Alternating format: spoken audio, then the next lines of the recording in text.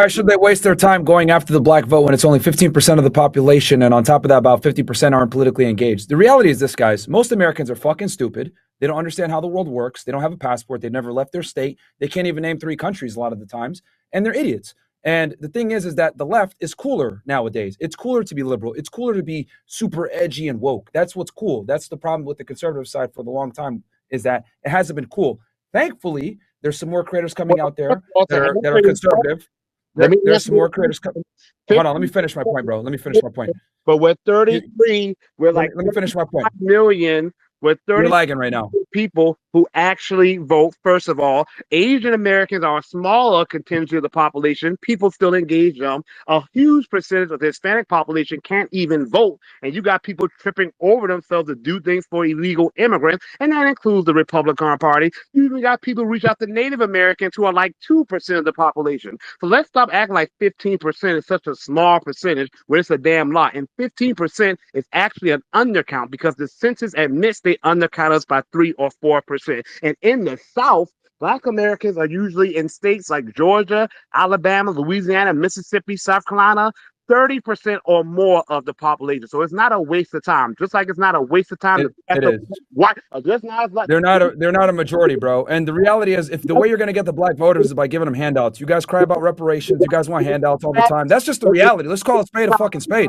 The black community wants handouts all the time. That's what you guys want. So, is it a handout when intern Japanese Americans or their children got reparations? Was it a handout when these Native American tribal governments get settlements that sometimes go to them in direct cash payments? Is it a handout when Holocaust survivors and their descendants get direct cash payment? Is it a handout when the downwinders get paid their reparations? So let me ask you a question then, since you're a pro-reparation guy. Let me ask you a question. Number one, how much money... Hold on. Yo, nobody can hear you, bro. Your internet sucks. Your internet sucks. Nobody can hear you. Your shit is lagging bad. Okay? Fix your fucking dial-up internet that you got. Your AOL. You know, your fucking... I just got online. Let me finish my point here, okay? Because you reparation guys always want handouts, and it's fucking ridiculous to me because here's my question. If you're going to go ahead and say, I want reparations, like all these other fucking crybabies, let me ask you this. Number one, who's going to pay for it? Number two, how do we identify who deserves it and who's going to get it? Number three, how are we going to be able to trace back lineage to identify you as a foundationally Black American? How far back are we going to go? Like, none of this stuff actually makes sense. And this is the problem when you want handouts. Who's going to pay for it? How are you going to actually implement it? I have answered those questions. So first of all, the payments will come from where it's always come from, the federal government, like it's the middle class. The middle class, because you're paying for it. The middle class is going to pay for it. Answering your question. I'm answering your question.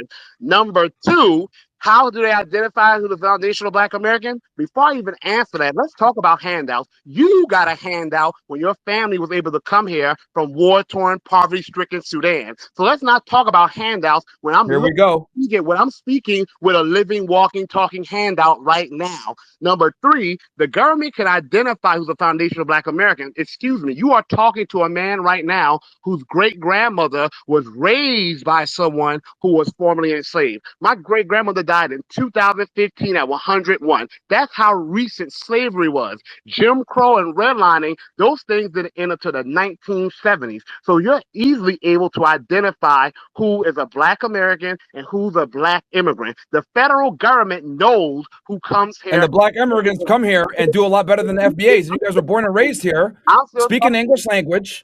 You always make fucking excuses for why you're not successful. FBA's always got excuses. How come Nigerians come over here and kill it? And you guys are always crying about fucking reparations, man. It's ridiculous. All you have is emotionalism. You cannot emotionalism.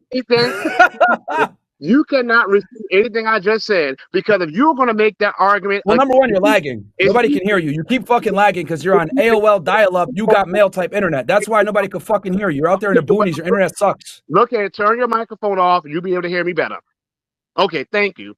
The truth of the matter is you have not been able to intellectually refute anything I've said, because the same arguments you're trying to make against reparations for us, you are not making against all those other groups I just named, because I'm waiting for you to address the coal miners, the downwinders, the Native Americans, the intern Japanese, the Guamanians, the Holocaust survivors and their descendants, even though the Holocaust didn't even take place here on U.S. soil. If you're going to make those arguments against reparations for freemen, then you got to make those arguments those people. And in the case of those people, it's not the ones who were necessarily done wrong, the people who were actually alive at that time. It's sometimes going to their children, grandchildren, great grandchildren. So if you're going to call it handout, then you got to talk about the GI Bill. My great grandfather is a World War. Serving your country and being black is not the same thing, bro. What the fuck? Are you serious?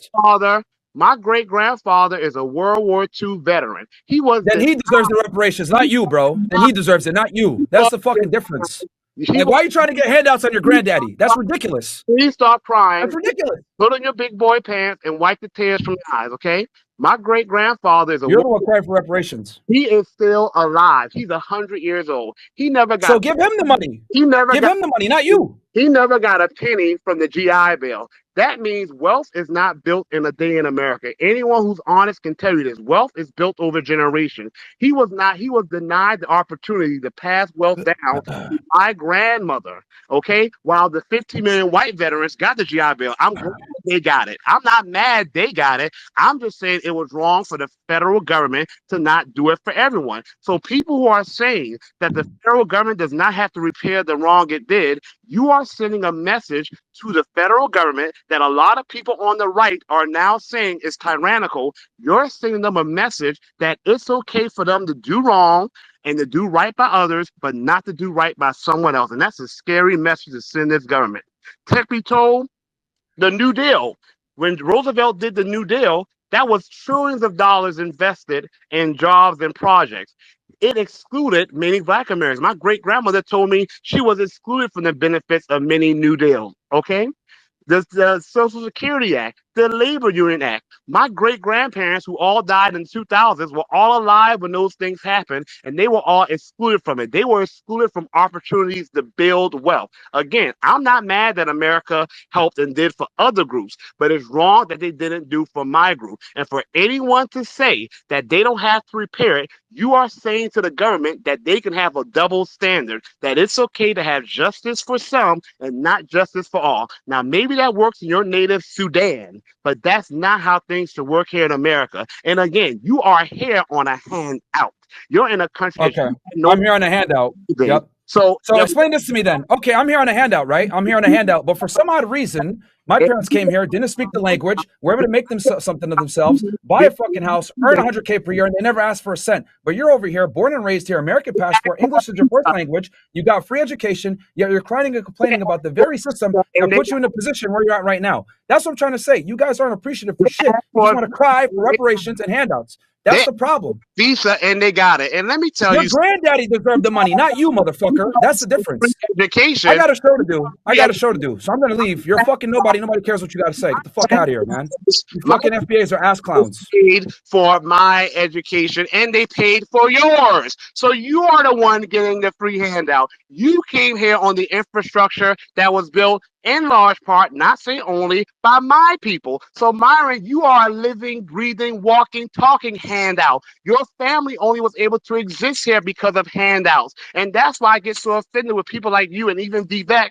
come here and say that certain Americans should not be able to vote unless they pass a test because his parents had to pass immigration tests. Excuse me, Vivek, your parents chose to come here. And if he's going to say that people should not be able to vote because they got to do what his parents did, then I can say to him that he should not be allowed to come to America unless he has done what my parents and grandparents had to do, fight in wars, could build this country's infrastructure.